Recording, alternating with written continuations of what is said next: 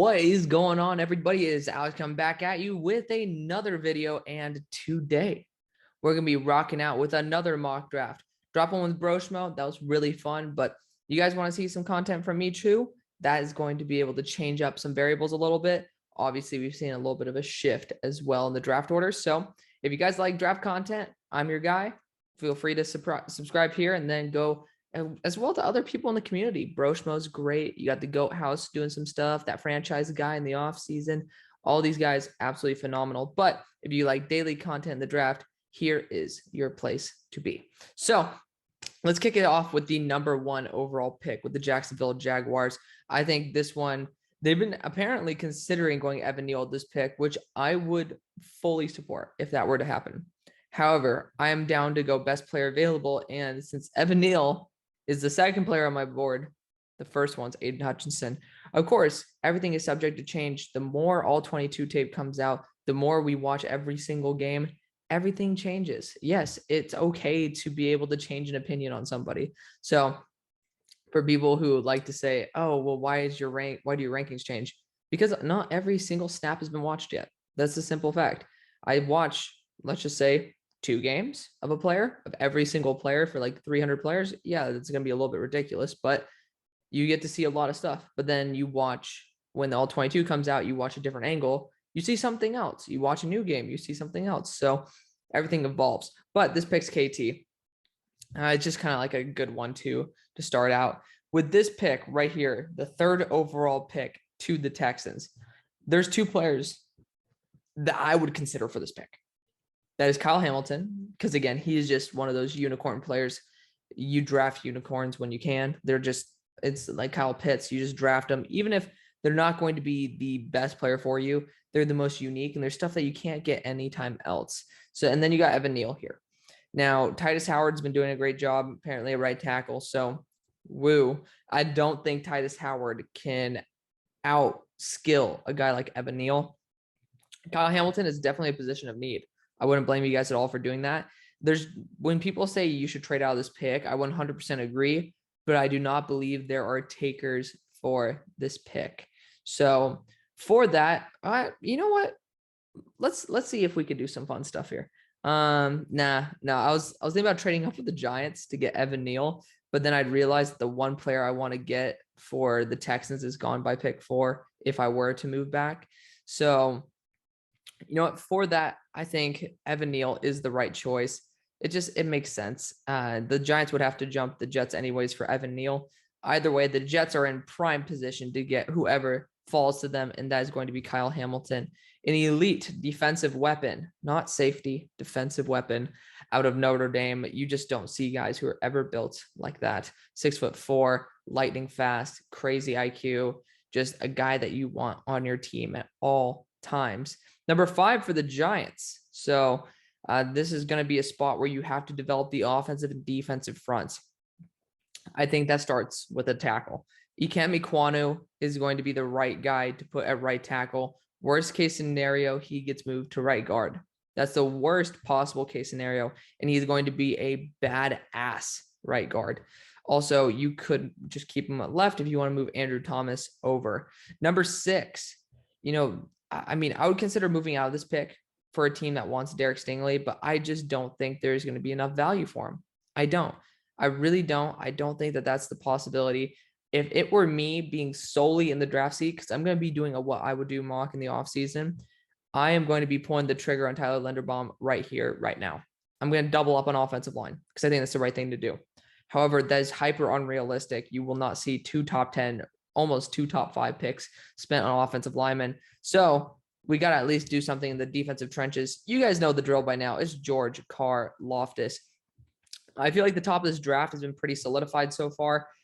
There's nothing that I would really change at the moment. I think that it's all pretty solid and it makes sense 100%. Same thing with Kenny Pickett, remaining a Panther. You want a day 1 impact. For me personally, I don't believe in Kenny Pickett the same way others do. Again, in my own mock, where it would be what I would do, I'd honestly probably go left tackle. I don't know. I just personally don't like Brady Christensen. Haven't liked them since the draft. And I think that a value of Charles Cross would be the best. But you can't deny with going quarterback. And then, of course, at 8, we all know like this top 8 format. There's no real reason to go in depth at this point. It's going to be Derek Stingley. You just take the shot on him. I know the cornerback room isn't the worst for the Jets, but you're going to let Derek Stingley fall out of there. Like it's not even a top 5 pick you're spending on a corner. It's a top 8. And I know it doesn't sound that crazy, but Derek Stingley is somebody, if you're able to get him to his form, you're having Darrelle Revis 2.0, and you have Kyle Hamilton there. And you're in a division where you have Josh Allen, Mac Jones, and Tua Tagovailoa. You need to stop them by getting turnovers, right? You either need to keep them pressed in and then just choke them out, or else, like Josh Allen, get them to throw the ball to your defenders. Derek Stingley, Kyle Hamilton are perfect for accomplishing both of that. Other guys who I would have taken for the Jets, I would have highly considered Charles Cross here. Yes, I do think he would be a good fit at right tackle. Yes, you don't need it immediately. Also, Tyler Linderbaum, in Darian Kennard, Kenyon Green. These guys are all capable of being this pick. Now, I would not take Darian Kennard at this point. Kenyon Green is a bit of a stretch. So that's where I'm at there. Number 9 for the Falcons.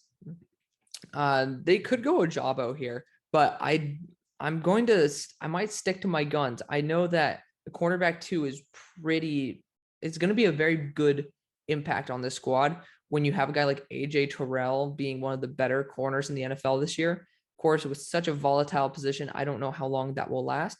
So unfortunately, if Karlaftis were here, that'd be an interesting fit, but I wouldn't take it personally. Ojabo or else we're going to go to Andrew Booth. Again, he's going to be testing so well that he's number 1 on a lot of people's boards at corner, above Derek Stingley. So it's not impossible to see Andrew Booth be that close to Derek Stingley. It's not a big talent drop-off.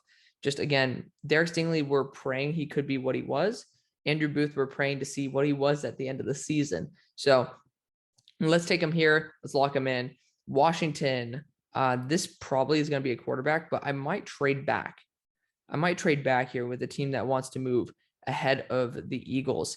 And that's going to be, that is going to be interesting, because I honestly kind of like this idea. We're going to change it up a bit. We're going to change up the landscape of this draft, because I know the Eagles will not take a quarterback. And I know that I should take one with the Broncos. I know I should, but I don't know if I do, because I saw something earlier that I really, really liked. And that was seeing David Ojabo, a guy who's hyper developmental, go to the Broncos. And yeah, is it the right pick? Maybe not. You should probably go after a quarterback, but you have 2 second-round picks. You can honestly move up back into the first. And I don't know if the quarterbacks are going to be going as high as we are projecting them to. So we're going to send this along with that 3rd that we have to move up a couple spots, maybe ask for a 6 in return. If people say this is unfair trade value, blame the mathematical algorithm. Don't blame me. I'm going with it because that's the only thing that says yes or no. Quarterback's certainly something I would go after here, but I'm not confident in any of these guys actually making this team better right now. Sam Howell might be the closest one. Matt Corral has injury issues. Desmond Ridder he just doesn't have that ceiling that I'm looking for. Carson Strong has injury issues. And Malik Willis apparently has decision-making issues that are so bad that you can't even take him in the first. I still will. But moving up to here to 10 to take David Ojabo is far from a terrible thing to do. You're moving ahead of the Eagles. The Eagles would have taken Ojabo, and I want to change this draft up a little bit for the Eagles because that would have been the pick. Ojabo would be a great fit for this squad. But the Eagles are sitting here, and honestly, given how terrible the receiving room is without Devontae, like you got Devontae Smith there, Dallas Goedert, and to me, I don't really think you have another real impact player the way that you should for a team like this.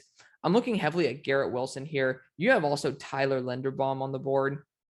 So, I mean, I'm looking at when our next pick is, and that's going to be pick 23. We're probably going to take Tyler Linderbaum within these 2 picks.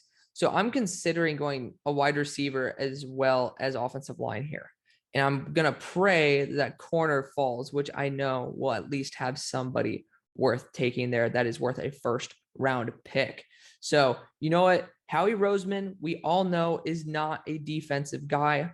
We have to play to his strengths right now. We're going to be going Tyler Linderbaum out of Iowa. He is by far the best center in the draft. Landon Dickerson's been playing amazingly at left guard, not left tackle. He's been playing very well at left guard. Isaac Suamalu has one more year left on his contract. And then right guard situation, Brandon Brooks, if he's going to stay as under contract for quite a while, you might have the best interior offensive line again for many years to come. And who better to learn from than Jason Kelce? Honestly, though, with all the injuries that ravaged the offensive line as well, I think this would be a prime target for Eagles fans to be able to feel a little bit more comfortable when injuries start rolling in. To me, he is the best center/guard prospect that I have seen since Quentin Nelson. He's a monster. I love him. Number 12. Yeah, I think this is just going to be a Howie thing, man. I know we need to go defense, but we have to play realistic here. And wide receiver is something that is actually a pretty big need for this team. We are going to go Garrett Wilson out of The Ohio State University. He's going to be replacing what you have in what Jalen Reagor was supposed to be. Excellent after the catch, solid ass separator. And I think he's just going to be able to elevate the team exponentially, throwing a crazy curveball over in teams like the Browns as well as the Saints. So should we want defense? Maybe, but we got to change it up a little bit. We got to see how the draft falls because you never know. Round 2, round 3, we see how things fall. Obviously, offensive line is something you should look at. Jason Kelce ain't getting any younger. And then wide receiver is surprisingly a pretty big issue. So getting that back-to-back is far from something to scoff at. 13 with Washington, they're going to go quarterback. I'm pretty confident that they will go quarterback. And I think they are going to be going with a guy who has a chance to elevate them immediately. That's not Matt Corral. That's Sam Howell. I have a weird feeling that Sam Howell is going to test very well. He's going to show off at the pro day why he should have been the number 1 pick in the draft. And Malik Willis is going to do that too. Just Sam Howell, you see what he could do with great weapons Washington has, with a solid line. You haven't even seen that yet, by the way. UNC has a crap offensive line. So you have him going to an upgraded offensive line, good ass weapons, and maybe a downgraded running back core, which is better than he had this year.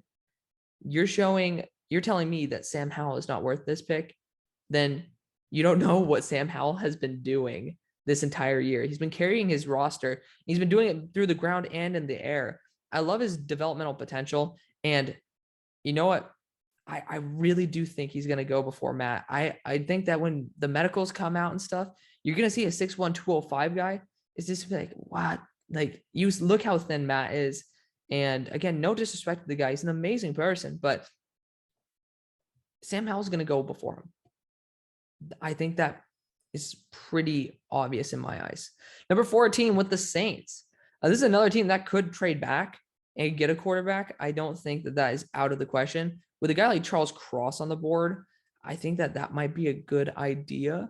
So we could see a pretty big trade here for a team that is pretty desperate for a big impact player. And I could see multiple teams taking Cross in the next picks, including the Steelers. So you got the Steelers here. You got the Raiders. I think the Ravens are the big one that I'd be really concerned about. So trying to defend their honor, also their quarterback.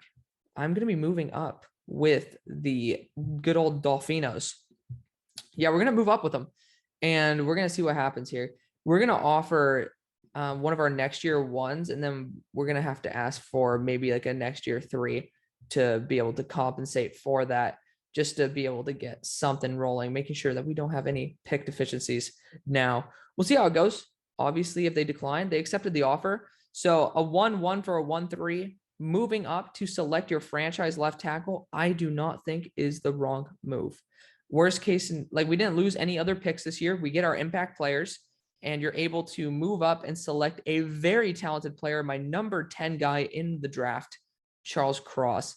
You desperately need offensive line, and this is the only guy left in the draft that I feel comfortable taking. So take him. 15 with the Browns. I think that going after a wide receiver is the right move. So Jameson Williams could offer you that stretch potential. I don't think they go after that since they went after Anthony Schwartz. I think Chris Olave, as a true separator, is somebody who's going to very much entice this team, and they're going to take him. At 16, this could be a guy like DeMarvin Leal, but I think Jameson Williams, again, it's the cheap move, might be the right move. You got guys like Sauce Gardner on the board, who I think is a stud. But I think that the big vacancy there in the wide receiver room is something that you can't outshine. Also, the value of corner in round 2, I personally think is better than the value of wide receiver. I'll say it. I think that's the right move. Steelers are sitting here, and I think that they're going to be going at quarterback. They're passing on Matt Corral to go after a project. Mike Tomlin sees the abilities of Malik Willis, and he's going to clasp on it as soon as possible. Malik Willis out of Liberty, going to the Pittsburgh Steelers. 18 with the Ravens. So I think this should be a left tackle. However, I think this team, or it could be a right tackle, whichever one you want to do. I think this is actually the right spot for a guy like DeMarvin Leal. I think it's the worst spot in my eyes as a Steelers fan because I don't want to see him. But this is the spot where he's going to make the biggest impact. He's going to go here at the next pick. So he decides to go at 18.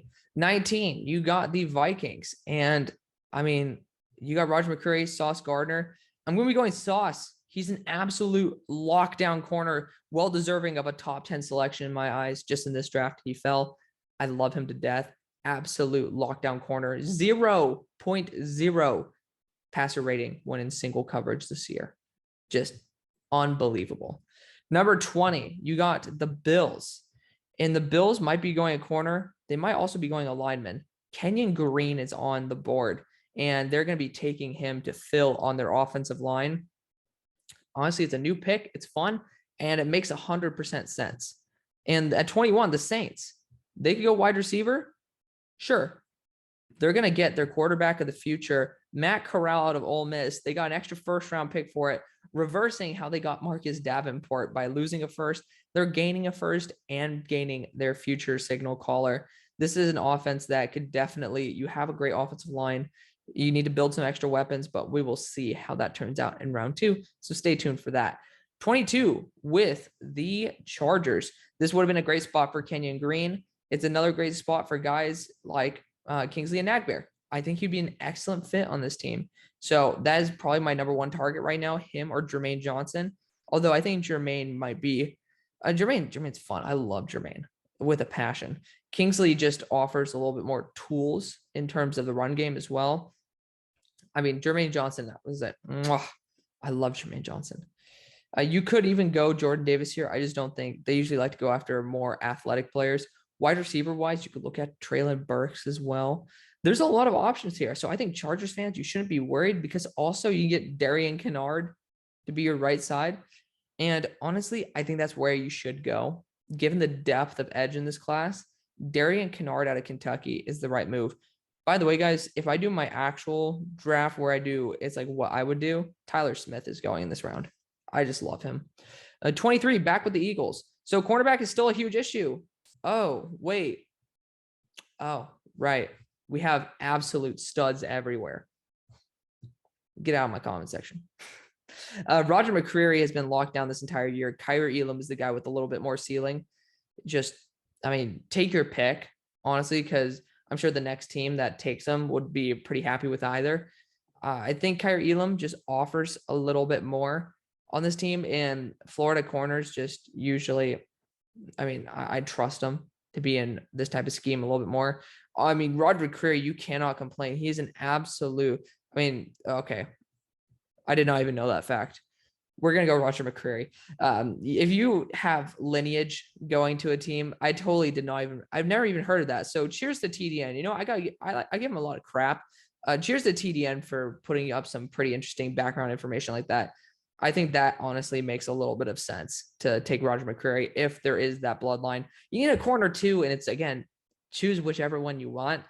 For me, I think that was my deciding factor is like, oh, you have legit ties back to Philadelphia with your bloodline. So take it. Number 24 with the oh my God, I was about to say Dolphins. I looked at the I don't even know. Lions. We got to see who's on the board. I might even go Devin Lloyd here. I really might. I might just go Devin. But to be fair, I think we could get like Nakobe Dean up here if we want. Let's go wide receiver. We're going to go Treylon Burks here. I think he's going to test like a freak, and he's going to deservedly get this spot. I know. I think I tore somebody apart. It might have been Goat House for taking him in front of Drake London, but I think the hype might be real. And then the lack of injury is going to be pushing him a little bit ahead. Number 25 for the Bengals. So Darian Kinnard would have been a great fit for this team. Not an option anymore. I think cornerback is the right move. Kaiir Elam out of Florida is your guy. You do need a corner, to be fair. And Kaiir Elam is a stud. I love Kaiir. Number 26, the Titans are on the board. And I think you could even see, this is the earliest Trey McBride could ever go. You can see a linebacker here. Nakobe Dean, Devin Lloyd. Again, Broshmo brings out a pretty damn good point. Nakobe Dean literally benched the guy who you're saying is so good that he's worth starting. So it isn't out of the question to get a guy like Nakobe. That being said, you also could use offensive linemen. Trevor Penning's on the board. He is developmental, to say the least. I think that it's going to be an interesting but fun option to be able to invest in your offensive line. And again, Dylan Radunes has not done jack this year. You need somebody to be able to step in and offer your run game something that Taylor Lewan has not been able to.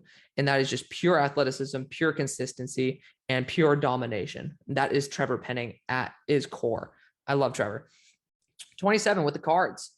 Yeah, I think I'm going to go edge here. Jermaine Johnson, not Myjai Sanders, and Kingsley Nagbear, both excellent choices. However, I kind of like Travon Walker being that absolute threat on the inside. He is the most raw prospect of those three that I just named, but he also has the highest ceiling. If you look at him, he's a natural body weight 275, and man, he is a toolsy motherfucker. He can cover too. So if he ends up working out, he might be able to shed off weight a little bit, go 265 and play a weird Hassan Reddick hybrid role. But I mean, I'm just saying, the sky's the limit for this kid. I do like Travon Walker to this team. You could go Kingsley.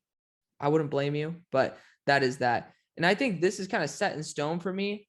This is going to be the Buccaneers going Jordan Davis. It's as early as I'd ever take him, to be honest.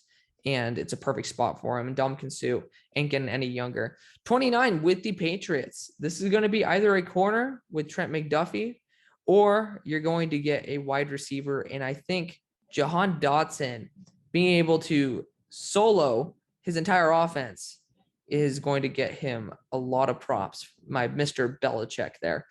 30 with the Cowboys. I think going after a safety would be a good idea. Not Daxton Hill, but Jordan Battle or Jaquan Brisker. And both of them are phenomenal. I think that if you actually see, to be honest, I actually might go Jaquan here. And here's why. If you do move Micah down to edge, you might want to go after a linebacker.